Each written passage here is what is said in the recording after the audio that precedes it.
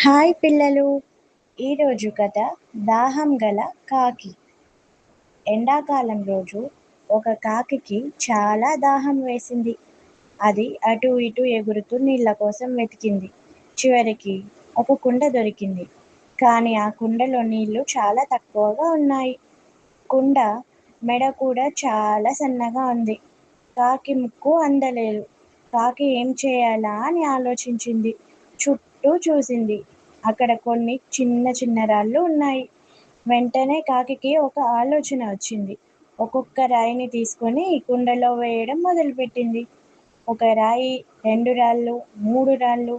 రాళ్ళు వేస్తుండగా నీళ్లు పైకి రావడం మొదలయ్యాయి. చివరికి నీళ్లు పైకి వచ్చాయి. కాకి సంతోషంగా నీళ్లు తాగి ఎగిరిపోయింది. ఈ కథలో నీతి ఏంటంటే పిల్లలు, కష్టపడితే ఏ సమస్యకైనా పరిష్కారం దొరుకుతుంది. తెలివిగా ఆలోచించాలి. ఇలాంటి కథల కోసం బిందు ఛానల్ సబ్స్క్రైబ్ చేయండి.